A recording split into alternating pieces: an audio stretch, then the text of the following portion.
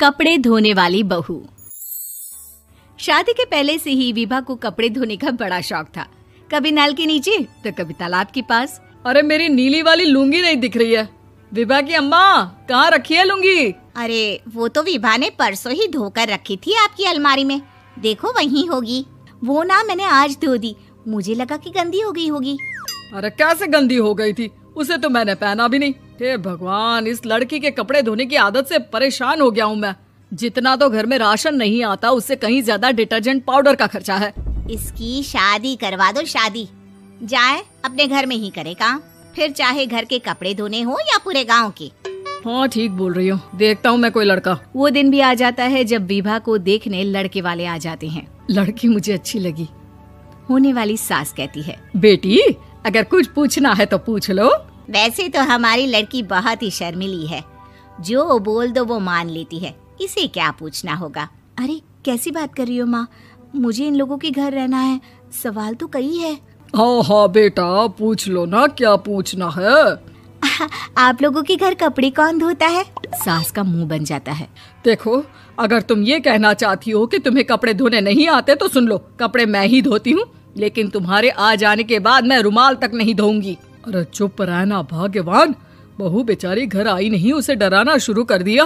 वो क्या है ना बिटिया, अभी तक तो ये कल्लू की माँ ही धोती थी, लेकिन अब तुम्हारे पापा तो दहेज में वॉशिंग मशीन देंगे ही। तभी विभा की माँ बोल पड़ती है, सवाल भी पूछा तो क्या। वैसे भाई साहब, मशीन की तो फिर भी कपड़े धोने की कैपेसिटी होती है। मतलब जो बिटिया दे रहे हैं ना विभा, इसे कपड़े धोने का बहुत शौक है। ये आप लोगों के क्या, आस पड़ोस गांव मोहल्ले सबके कपड़े धो दे और उफ तक ना करे। बाहर देखा नहीं आपने कितने कपड़े सूख रहे हैं? सब हमारी बिटिया ने ही तो धोए हैं। बस भी करो ना माँ, शर्म आ रही इतनी तारीफ सुनकर। और तो और एक दाग निकाल कर दिखाओ तो मान जाओ। हाँ अच्छा, माफ करना बेटा, मैंने गलत समझा। हमें तो रिश्ता बहुत पसंद है। और ऐसे जुड़ जाता है रिश्ता कपड़े धोने का शौक रखने वाली विभा का। उसकी शादी हो जाती है कोयला फैक्ट्री में काम करने वाले कल्लू के साथ। शादी के बाद अचानक विभा चिल्लाती हुई सास के पास आती है। सासू माँ, अरे सासू माँ कहाँ है आप? ये तो धोखा है, धोखा दिया आप लोगों ने मुझे। इसे ससुर के चक्कर के बारे में पता चल गया। अरे तो उसमें तुझे क्यों धोखा मिला है? अरे नल में पानी नहीं आता, कपड़े कैसे कब धुलेंगे? अच्छा, तू पानी नहीं आ रहा उसकी बात कर रही है। तो आपने क्या सोचा? कुछ नहीं।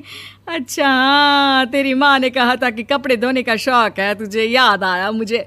शौक बोलकर कपड़े धोने वाले मेरे जुनून को कम ना आके सासू माँ, कपड़ा धोना मेरा गुरूर है।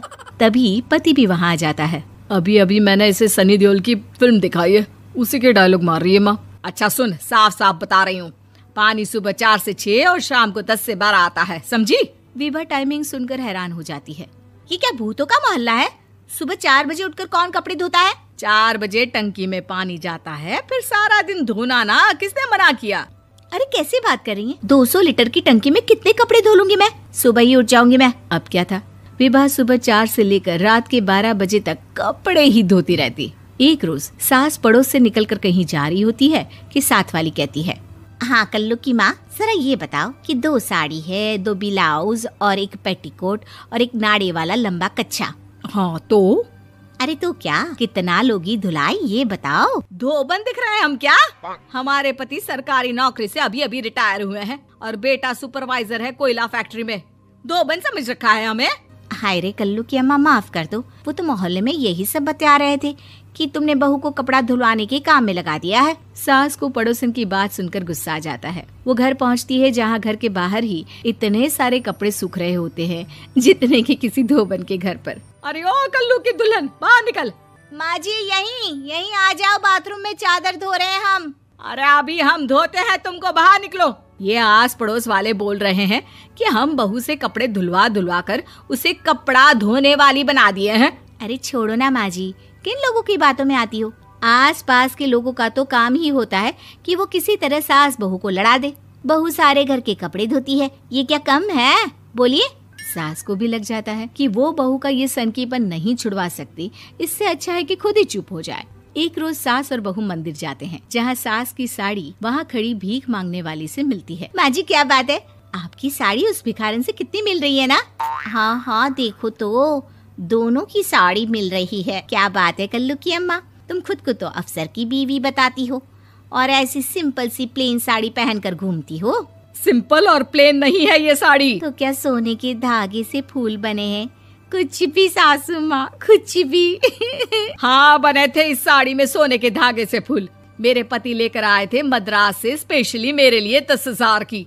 ताहे भाई साहब इस भिखारन के लिए भी सेम टू सेम साड़ी लेकर आए होंगे 10,000 की। सास उस वक्त तो कुछ नहीं कहती, लेकिन बहू के साथ घर आती है और अलमारी से एल्बम निकाल कर लाती है। ये साड़ी देख रही है, ये वही साड़ी है जिसे मैंने अभी पहना था। इस साड़ी में ये जो चमकदार फूल दिख रहे हैं ना, ये सोने के धागों से काटे गए हैं। लेकिन तू लोकल वॉशिंग मशीन ब्रश से घिस घिस कर सारे फूलों को निकाल कर साड़ी प्लेन कर दी। मुझे माफ कर दीजिए सासू माँ। और तो और, जब मैंने तुझे तेरी गलती के लिए कुछ नहीं कहा, लेकिन तूने तो सबके सामने मेरा मजाक ही बना दिया। क्यों? बहू को समझ में आ जाता है कि अब से उसका कपड़े धोना बंद।